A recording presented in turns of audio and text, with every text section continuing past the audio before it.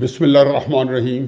السلام علیکم ناظرین، پہلا تو میرا خیال ہے کہ جو سٹارٹ ہے وہ کل کی ویڈیو سے ہی میں دوبارہ اسی کو کنٹینیو کروں گا کہ پاکستان میں یوں تو وزیر اعظم صاحب نے کئی دفعہ بتا چکے ہیں، اور 1996 سے وہ ان کی تقریر بہرحال اللہ کے فضل کرم سے آپ ایک دفعہ سن لیں تو میرا خیال ہے کہ پچھلے جتنے 20-22 سال کی تقاریر ہیں وہ ایک ہی تقریر ہے، وہی چیزیں وہی آ رہی ہیں واپس بار بار، اور ان کے پاس کہنے کو کچھ ہے نہیں، اور جتنی قابلیت ہے اس کے مطابق ہی انہوں نے تقریر کرنی ہے۔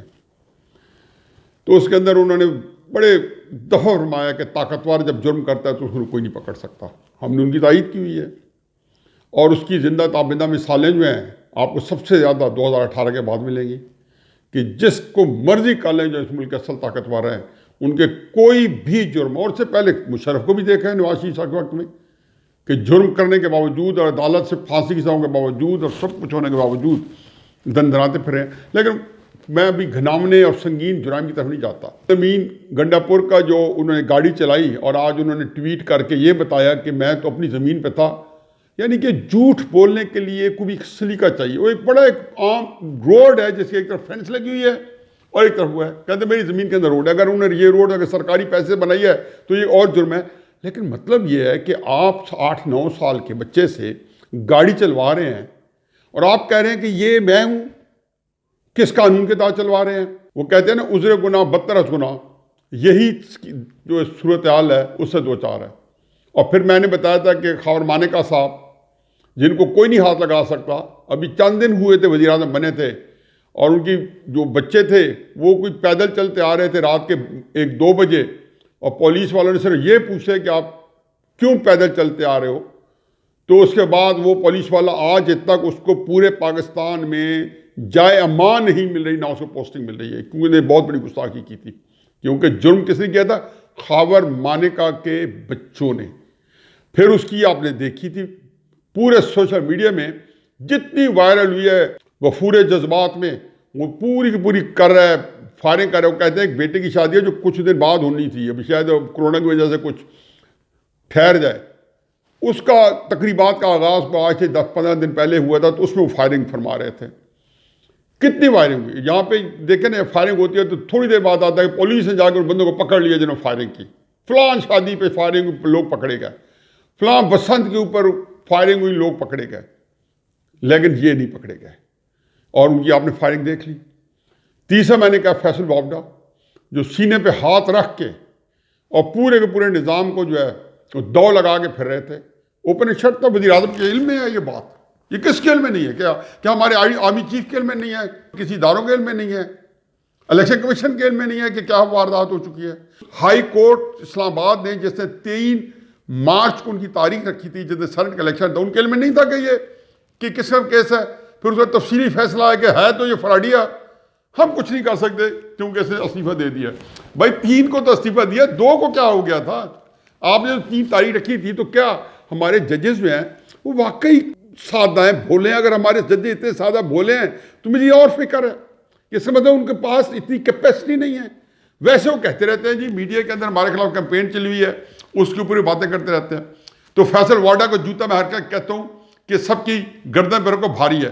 ان تینوں کے جرائم جو ہیں زندگی میں اس سے زیادہ سنگین کیے ہوں گے، یہ بہت معمولی جرائم ہیں فیصل وارڈا کو چھوڑ کے، لیکن تینوں کے شاید اور بھی سنگین جرائم اگر یہ تحقیقات کرو، لیکن معمولی جرائم کے اوپر جس کے اوپر ہم نے پاکستانی قوم کی عت مچا رہی ہے اور ریٹ آف دا گورنمنٹ نافذ کرنے میں کہ وہ جو عمران خان صاحب ریاست مدینہ کے اندر کمزور کو انصاف دلا رہا ہے اور طاقتور کو پکڑ رہا ہے، تو وہ یہ اس سے اندازہ لگائیں کہ یہ دن دہاڑے دیدہ دلیری کے ساتھ صرف جھوٹ بول رہے ہیں اور ان کے پاس کچھ کہنے کو نہیں ہے۔ یہ سکہ بند جھوٹے ہونے کے لیے تو حدیث مبارک ہے، بہت کچھ کافی ہے، اس کی بھی معمولی مقدار دیکھ لیں کہ یہ بالکل دیدہ دلیری کے ساتھ یہ جھوٹ بولتے ہیں۔ اب کرائسس سے بڑا ہے، اور یہ نہیں ہے کہ صرف یہ 3 ہے، ساروں کا ایک پورا کچا چٹ ہے۔ کل اصل جو مسئلہ بہت بڑا پاکستان کا بحران پیدا ہو گیا ہے، وہ حفیظ شیخ صاحب کو ہٹا دیا گیا ہے۔ میرا خیال تھا کہ حفیظ شیخ صاحب کو ہٹا دیں گے، لیکن شاید انہوں نے بجٹ کے لیے رکھا ہوا تھا۔ اب کیوں ہٹایا ہے؟ یہ اس طرح کی انہونی ہو رہی ہے۔ یکدم ندیم بابر صاحب کو ہٹا دیا گیا 3-4 دن پہلے، ندیم بابا صاحب کو جذبات میں ہٹایا گیا، اس واقعے کو ہوئے 1 سال ہو چکا ہے۔ بظاہر کا پیٹرول کا جو کرائسس ہوا تھا، حفیظ شیخ صاحب کو ہٹایا گیا 2 سال 1.5 سال سے، جب اب مہنگائی کی چکی میں قوم جو پس کے رہ گئی اور بالکل ایک اس کے کل پرزے ہو چکے تھے قوم کے، جو غریب آدمی کے سب کے، تو حفیظ شیخ کے اس بارے میں تو کبھی کوئی رائے نہیں تھی۔ ابھی 1.5-2 مہینے ہوئے سینٹ کے الیکشن کے لیے کس جانفشانی کے ساتھ ان کو لڑوایا جا رہا تھا، اور ان کو وزیر بنایا گیا تھا فل سپریم کورٹ کے آرڈر کے بعد دسمبر میں، تاکہ وہ مفادات کونسل ہے اس کی صدارت کر سکیں، کہ وہ فل وزیری صدارت کر سکتا ہے، اور چل رہا تھا۔ اور ابھی چند دن پہلے انہوں نے کہا تھا کہ یہ کام چلتا رہے گا، حفیظ شیخ صاحب ڈٹے ہوئے، اور کچھ بظاہر بجٹ سے پہلے 2-3 مہینے پہلے اس طرح کی صورتحال جو ہے یہ ناگہانی سمجھی جاتی ہے یا انجانی۔ اب اس سے یہ اب وہ تو چھوٹا سا ایونٹ ہے کہ اسٹاک ایکسچینج جو ہے وہ بھی ہل گئی ہے۔ اسد عمر کو جب بنایا گیا تھا وزیر خزانہ، یہ ان کا پوسٹر بوائے تھا، اس کے بارے 3-4 سال بتایا تھا انہوں نے 2012-13 سے کہ یہ اسد عمر ہمارا وزارت خزانہ چلائے گا، آئے تو نہ چلی۔ اس کے بعد منترا پڑا، میں اس کے بارے میں ابھی کمنٹ نہیں کرنا چاہتا ہوں کہ چلی یا نہ چلی، لیکن بہرحال جو پاکستان کا جو بحران تھا وہ تو سنگین ہوتا جا رہا تھا۔ یہ لگے رہے تھے اپنے آپ کو دھوکہ دینے کے لیے، اور جی پیچھے خراب کر گئے سب جھوٹ بول بول کے، حالانکہ یہ منہ سے نہیں کہتے تھے کہ جی 5.8% پہ گروتھ چھوڑ کے گئے تھے، اور کس طرح کی اسٹرانگ اکانومی کے $335 بلین کی اکانومی چھوڑ کے گئے تھے، جو آج پہ اس کا جو کچھ ہے کئی دفعہ ذکر کر چکے ہیں کہاں پہنچا دیا آپ نے، اور ساری ہر باقی چیزوں کو چھوڑیں۔ بجلی جو تھی ہمارے پاس 2013 میں نام کی نہیں تھی، اور ہماری جس کو 18-20 گھنٹے لوڈ شیڈنگ تھی، آخر انہوں نے بجلی بھی پیدا کر دی، لیکن ہمارا موضوع یہ نہیں ہے۔ چنانچہ حفیظ شیخ صاحب آ گئے، اس کے بارے میں یہ ہوگا حفیظ شیخ صاحب آ گئے تو ابھی اسد عمر صاحب بالکل اپنے پرائم پہ تھے اور پیک پہ تھے اور میٹنگیں کر رہے تھے، تو اچانک ایئر وائی جو کہ ہز ماسٹر وائس چینل ہے، اور ہر ایک کو پتہ ہے کہ یہ سارا جو گروپ ہے صحافیوں کا جو مختلف جگہوں میں بیٹھے ہیں اور ایئر وائی بیٹھے ہیں، یہ کہاں سے لیڈ لیتے ہیں، انہوں نے خبر بریک کی کہ بڑی تبدیلیاں آ رہی ہیں اور اسد عمر صاحب فارغ ہو گئے ہیں، حفیظ شیخ صاحب جو ہے وزیر خزانہ بن گئے ہیں۔ اگلے دن فواد چودھری صاحب کی ٹویٹ آ گئی کہ بالکل غلط بات ہے، کچھ نہیں ہو رہا، نئی تبدیلی۔ 3 دن بعد وہی ہوا جو کہ ایئر وائی نے خبر دی تھی، یعنی کہ ایئر وائی کو جس بات کا پتہ تھا وزیر اعظم کو نہیں پتہ تھا۔ اسد عمر صاحب نے تو برملا کہا کہ میرے تو علم میں بھی نہیں تھا کہ مجھے ہٹا رہے ہیں۔ حفیظ شیخ صاحب کو لے کے میں کیوں کہتا ہوں کہ حفیظ شیخ صاحب کی وجہ سے جو بربادی ہوئی ہے تو اس کے ذمہ دار عمران نہیں ہیں، وہی لوگ ہیں جو لے کے آئے۔ عمران کو تو حفیظ شیخ صاحب کا تعارف ہی انہوں نے کرایا۔ اب اس گو مگو میں اب کیا ہوئے، آیا سینٹ کے الیکشن کی بدمزگی ہے کہ عمران نے سوچا کہ یہ حفیظ شیخ بندہ بھی ان کا تھا، اور پھر ہروایا بھی انہوں نے، کہ ہر ایک کو پتہ ہے کہ اسٹیبلشمنٹ کی آشیرواد کے بغیر یوسف رضا گیلانی سینیٹر نہیں بن سکتے تھے، اور پھر یہ پورے ایک لیگیسی ہے کہ کس طریقے سے پنجاب کے اندر سیٹل کیا گیا اور مرکز میں ان کو لایا گیا، جہاں پہ پیپلز پارٹی کے پاس کہیں بھی ووٹس نہیں تھے۔ ان کے پاس تو ووٹس تھے تو سندھ میں تھے، اگر یوسف رضا گیلانی کو لاتے تو وہاں لاتے، لیکن انہوں نے دکھانا یہ تھا کہ یا پنجاب سے جہاں پیپلز پارٹی کے ووٹس نہیں ہیں، سروسمنٹ وہاں سے جتوانا تھا، یا اسلام آباد سے۔ چلو جو کچھ ہوا، حفیظ شیخ صاحب کہنے کے بعد عمران خان صاحب بڑے بدمزہ ہوئے، وہ اس سبکی کو اس سے ریکور نہیں کر سکے۔ ابھی تک جو ان کا غصہ اسٹیبلشمنٹ پہ، وہ بالکل تلملا رہے ہیں۔ پرائیویٹ محفلوں میں ان کے جو 2-4 کمنٹس میرے تک پہنچے بڑے سنگین ہیں۔ چنانچہ حفیظ شیخ کے اوپر اگر ان کو نکالا ہے میرٹ کے اوپر تو اس میں بعد میں بات کروں گا، لیکن میں اس میں ایک فکرہ کرتا جاؤں۔ میرٹ سے نکالے اس کا مطلب ہے کہ ان کی وجہ سے پاکستان کو شدید نقصان پہنچا ہے۔ ہمارا جو اس وقت بجٹ جو ڈیفیسٹ آ رہا ہے، یہ پاکستان کے تاریخی ڈیفیسٹ ہے کہ ہمارے کوئی 5,800 یا 5,900 یا 6,000 بلین کے قریب ہمارے اخراجات ہو جائیں گے، اور ہماری جو کلیکشن ہے وہ شاید جون 30 تک وہ 4,500 بلین تک پہنچے، یا کچھ 4600 بلین تک پہنچے۔ 1,200 بلین کا فرض ڈیفیسٹ آ جاتا ہے۔ اس کا مطلب ہے کہ ڈبل ڈیجٹ میں ڈیفیسٹ، وہ بھی منگس، جبکہ IMF جو ہے اس کی بھی آپ کے سامنے شرائط ہیں، باقی چیزیں چھوڑ دیں۔ تو اس صورتحال کے ساتھ یہ جو حفیظ شیخ تھا ان پہ تو چارجز تو سیدھی قومی خزانے کو نقصان پہنچانے کے ہیں، ان کو تو جیل میں جانا چاہیے تھا، لیکن جیل میں تو پھر جہاں سے شروع ہوا مہینے کی حکومت تھی، عامر کیانی صاحب کو نکالنا پڑا، دوائیوں کو اسکینڈل ان کو جانا چاہیے تھا، جیل میں جانا چاہیے تھا تو بزدار کو چینی پہ جیل میں جانا چاہیے تھا، جیل میں جانا چاہیے تھا تو جہاں فیصلے ہوئے اسد عمر صاحب کے لیول پہ، جرداق داؤد صاحب کے لیول پہ، ان کو جیل میں جانا چاہیے تھا، پھر اس کو ہر سکینڈل پہ ہر بندے کو جانا چاہیے تھا۔ LNG کے اوپر LPG کے اوپر قوم کو اور لوگوں کو بھی ٹیکے لگتے رہے اور قوم سہتی رہی. ہر چیز کے اندر گندم.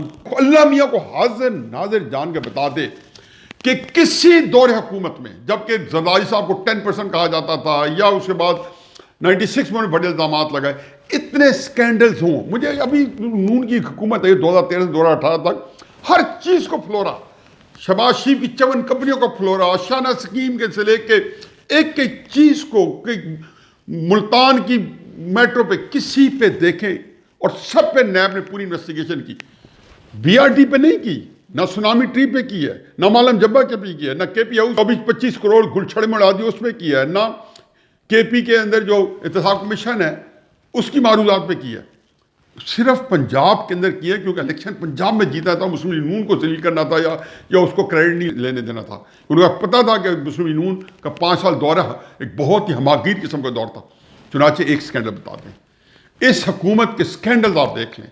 کون سا ہفتہ براڈ شیٹ بھی انہی کے وقت میں آیا کیونکہ اصل پیمنٹ پھر جو ہے 25-30 ملین پاؤنڈ جو گلے پڑے وہ انہی کے دور میں پڑے. یہ سب کچھ انہی کے پاس ہے. پھر براڈ شیٹ کی جو کاغذات گم ہوئے وہ بھی انہی کا سکینڈل ہے. خیر اینی وے, اگر اس میں نکالتا تو بہت سارے منسٹر جو ہیں, فردوس شکوان کو جب نکالا تھا 7 ہی لفظ تھے کرپشن کے چارجز. اس کے بعد بھی کوئی ایڈوائزر تھی, مجھے نام اس کا بھول رہا ہے, اس کو بھی نکالا, وہ بھی 7 لفظ تھے. شہزاد اکبر صاحب کے بارے میں بھی کتنی لوگ باتیں بتا رہے ہیں کہ جی لندن میں بریف کیس پکڑتے پائے گئے. ان کے بارے میں پتہ ہے کہ ان کی پراپرٹی کی انویسٹیگیشن کروائیں, تحقیقات میں پتہ چلے جائے کہ یہ لیونگ بیونڈ مینز ہوتا کیا ہے, کہ ایک بندہ جو ہے اس کی کیا اوقات تھی آج سے 20 سال پہلے اور آج کہاں پہ ہے, اور نیب والے کیسے انڈر دا ٹیبل لوگوں سے پیسے لیتے ہیں نہیں لیتے. پورے پاکستان کے اندر 400 اس طرح کی باتیں جو ہے عام ہیں. اس کیفیت میں ظاہر ہے کہ کرپشن جو ہے یہ بھی ایشو نہیں ہے.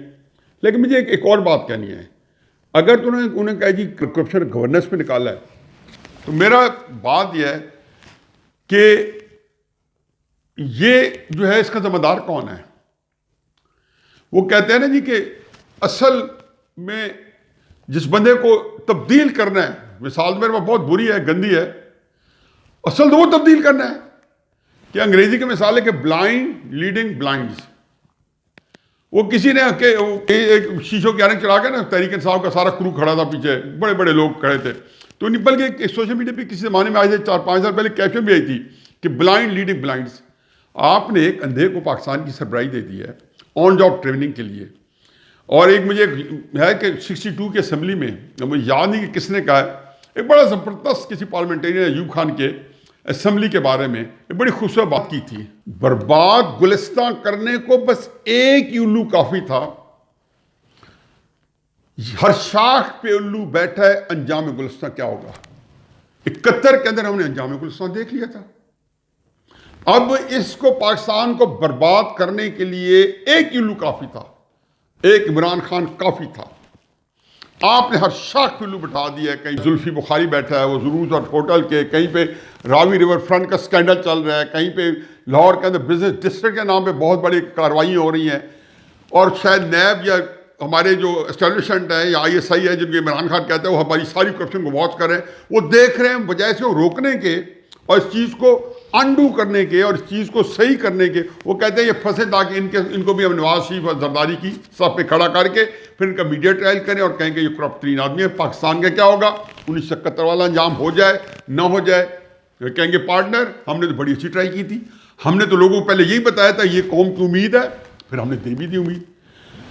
چنانچہ اس صورتحال میں مجھے جو پاکستان کی اکانومی جو زمین بوس ہوئی اکانومی تھی, اس موقع پہ بجٹ سے پہلے حفیظ شیخ کو نکالنا, حماد اظہر کو, اچھا بچہ ہوگا, بڑا محنتی ہے, ایک بریلینٹ ہے, ہمارے بہت ہی عزیز دوست میاں اظہر صاحب کا بیٹا ہے, بڑا فیملی بیک گراؤنڈ ہے, بہت اس کے اندر اللہ نے کوالٹی دی ہوں گی. یہ منسٹری فائنانس چلانا, یہ کہنا کہ آپ چونکہ متاثر ہو گئے اسد عمر صاحب سے, آپ متاثر ہو گئے حفیظ شیخ صاحب سے, آپ متاثر ہو گئے حماد اظہر صاحب سے, چلا لیں گے. میرا خیال ہے کہ اس بجٹ سے پہلے باجا بچ چکا ہے.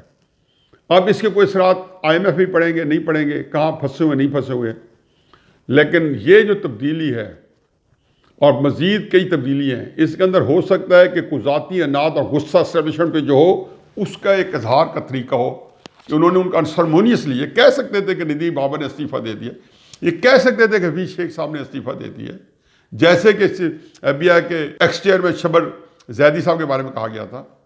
انہوں نے کہا نہیں، ان دونوں کو برخاست کر دیا گیا ہے، وزیر اعظم ان کو ہٹا دیا گیا ہے.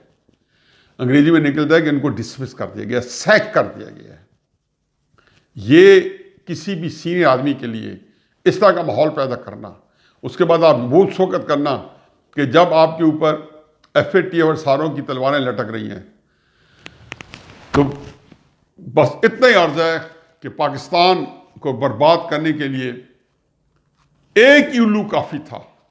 اللہ تعالیٰ کے فضل و کرم سے ہماری اسٹیبلشمنٹ جو ہے وہ ظاہر ان چیزوں کو غور کر رہی ہے، دیکھ رہی ہے، اور ان کے شاید علم میں ہے یا نہیں ہے کہ ہر شاخ میں الو بیٹھ چکا ہے. انجام گلستان بھی ہمیں معلوم ہے. اللہ رحم کرے مملکت خدا داد اسلامیہ پر. وما علینا الا البلاغ.